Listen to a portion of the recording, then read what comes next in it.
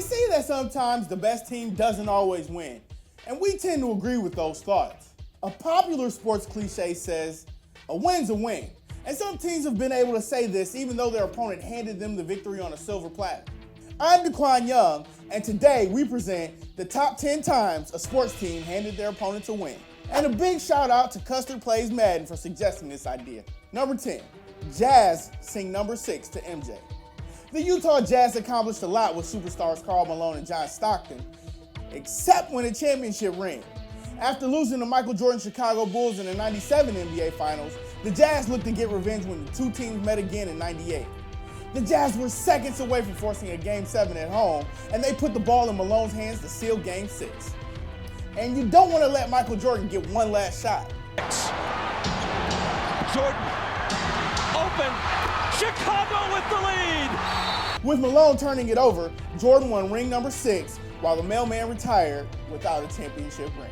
Number 9, miracle at the Meadowlands.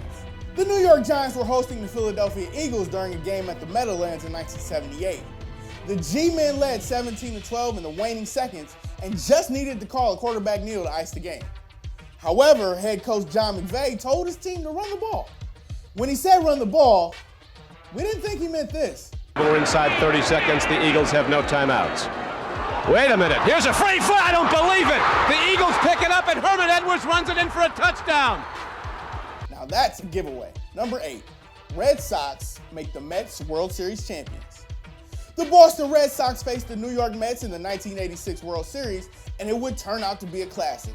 Boston was looking to win its first World Series since 1918, and they were oh so close to finishing in a Game 6.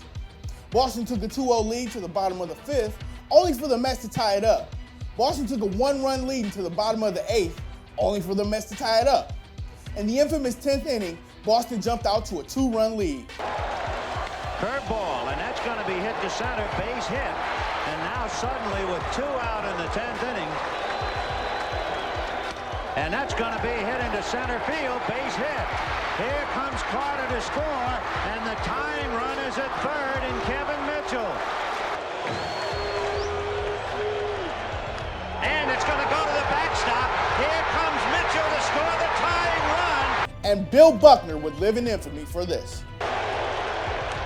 Little roller up along first, behind the bag. It gets through Buckner. Here comes Knight, and the Mets win it. Boston also blew a 3-0 lead in Game 7, and the Mets won the World Series. Beantown had to wait until 2004 to end their World Series drought. Number 7, Jordan Spieth masters the giveaway. After winning the 2015 Masters as a 21-year-old, Jordan Spieth had a chance to take it a step further by winning the green jacket once again. He was in prime position to repeat as Masters champion, carrying a 5-stroke lead into the final 9 holes. So he's got that win in the bag, right?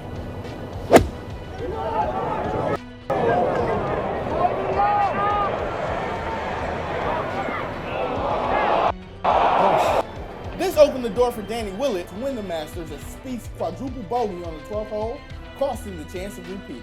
Number 6, Lett's Miami win. Lett was a standout on the Dallas Cowboy dynasty of the 90s that won a trio of Super Bowl rings. However, he's always going to be remembered for not using common sense at the worst possible time. The Cowboys hosted the Miami Dolphins in a 1993 Thanksgiving game. Dallas led 14-13 with 15 seconds left, and they blocked Miami's go-ahead field goal attempt to ice a win. Or so we thought. All the Cowboys had to do was leave the ball alone and let the clock run out, and they'd have a victory. Yellow! Oh, Leon Lett! Leon Lett! Oh my goodness gracious!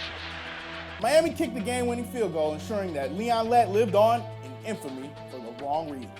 Number 5, Steve Smith helps Calgary advance. The Edmonton Oilers faced the Calgary Flames in the 1986 Smythe Division Final in a series between bitter rivals. Game 7 came down to the final minutes. Oilers defenseman Steve Smith, who had just celebrated his 23rd birthday, would have surely dreamed of nothing more than scoring the game-winning goal. Well, he did. For the wrong team. A second period on Steve Bozak. Oh, they score! Oh, Steve Smith in attempting to get it out of... That held up as the series winner as Smith handed Calgary the win. Number 4, the Atlanta Falcons hand Brady ring number 5. The Atlanta Falcons and New England Patriots squared off in Super Bowl 51, but the game was shockingly one-sided through the first 2.5 quarters.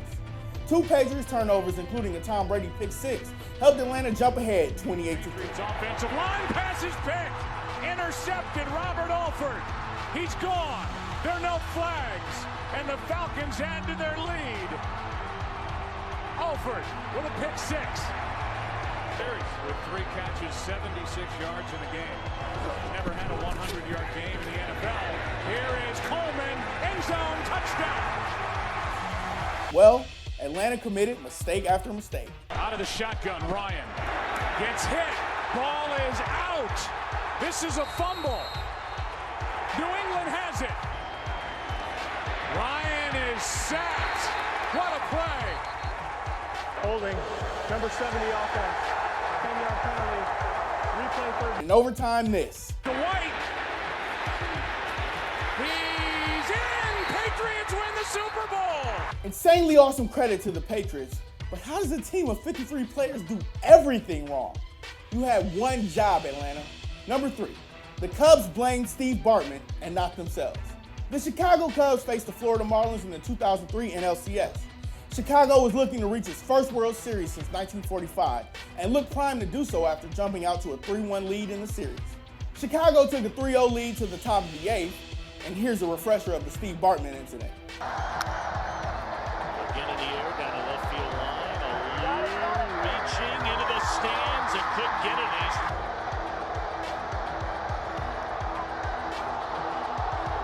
That's awfully close to fan interference right there. But yeah, the following you're about to see was all on Bartman, right? To catch. Why? And it's ball 4 to Castillo. The pitch gets away from Baco and advances. Into left field, a base hit by Rodriguez. He is delivered again. Pierre scores to make it a 3-1 ball game. The tying ground ball in the hole is short. And bobbled by Gonzalez and everybody's prior in game 2. Hammered down the left field line, and the game will be tied up. Scoring is Castillo. Scoring is Rodriguez. It's a 3-3 game. That ball hammered into left center field. On the run, Alou. On the run is Lofton, and it's off the ivy.